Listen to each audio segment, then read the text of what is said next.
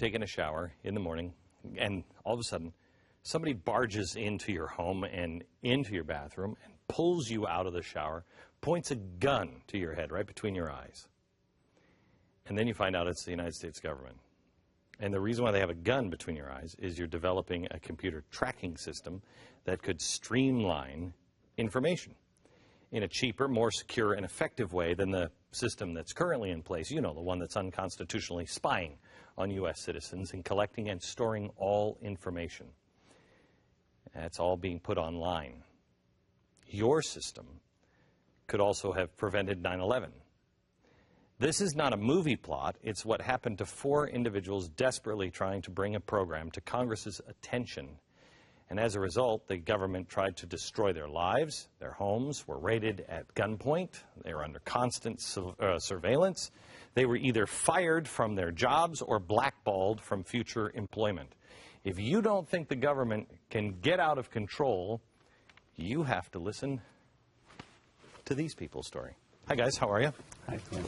I'm going to introduce you first, Diane Rourke. She is the former professional staff member on the House Intelligence Committee. Bill Binney is the former National Security Administration's Senior Technical Director. Kirk Wiebe is former NSA Senior Intelligence Analyst.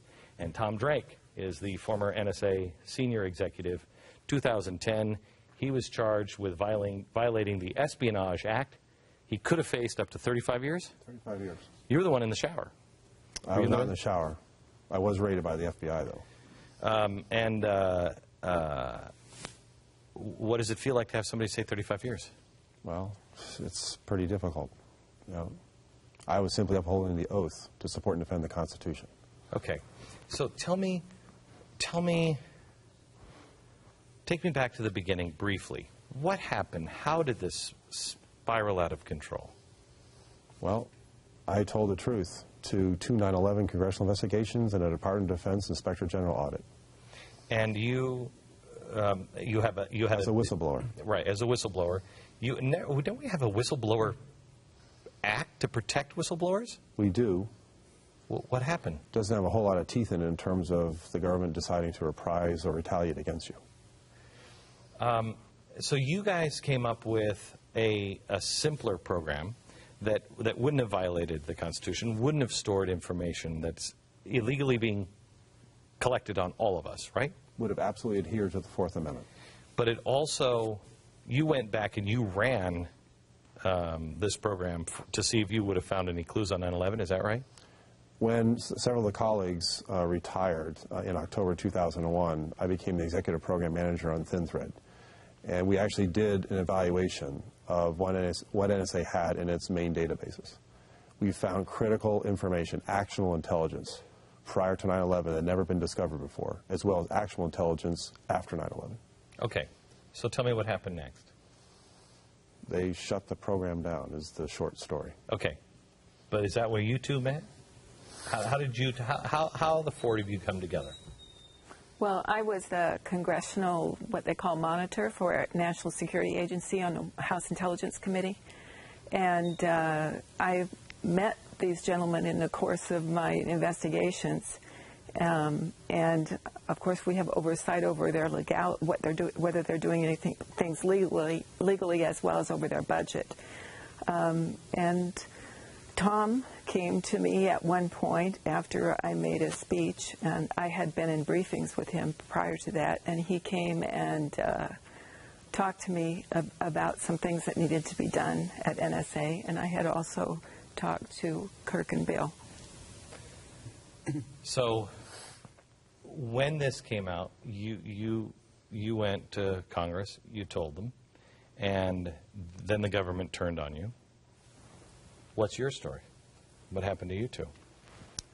Well, I guess as the technical director there, I was kind of in charge of figuring out ways of doing things that would solve the problems around the world. So the biggest problem I saw was the volume and massive communications that were coming in the web and around the world. So that was my focus. How can you deal with that kind of data in such a way to be able to look into it without actually having to look at it?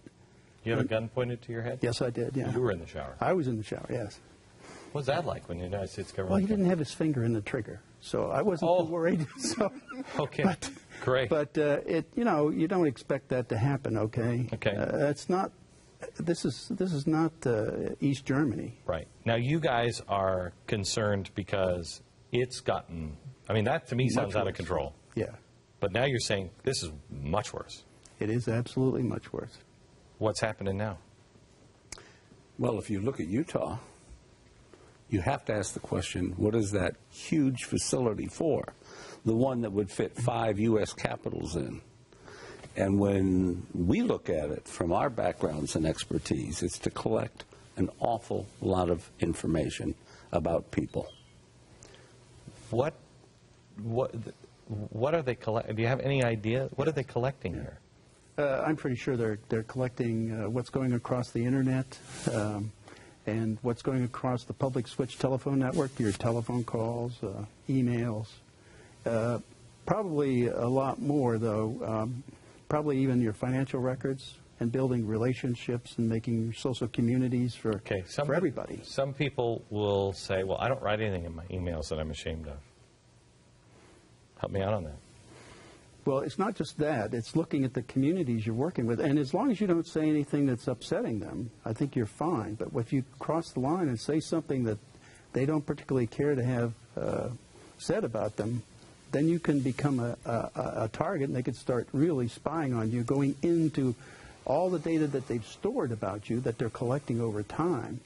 I have seen, I've seen several people that have had their lives destroyed. Now, you guys are 4 more. Yeah. And had their lives absolutely destroyed. And the connections will, all of a sudden, if they get smeared, like what he's doing now to Mitt Romney, they get smeared. Now, all of a sudden, the bank's not going to do business with you because the bank is getting pressure to stop doing business. Right. Is this the kind of connections that you're talking about? Yes, that would be mapped out in your social network. Right, and they could then target them to put pressure on you, yeah. Where all this is being done in secret. Right. You have no choice as to what they're collecting or what they're collecting about you. So imagine your entire life being peeled aside on a daily basis. And that information, all those digital transactions, electronic transactions being stored about you. Here's what kind of profile could you create? For me, I understand this. Yeah. But most people, again, I really think will say, there you go, conspiracy corner again. It's the United States. Most people, believe it or not, still trust the United States of America. They still trust that it's not going to go nefarious. They're not going to do it. When we come back, I'd like you guys to make the most compelling case, each of you, to the American people of why they should care about this, why they should care that you guys have been blackballed or held at gunpoint or faced prison time for telling the truth, why people should care about that data collection center in Utah, and then why they should care about any kind of data being collected on them. And then one last thing, and maybe you can help us on this. What do they do? What do they do? You almost, all of you. What does the average person do? We'll do that when we come back.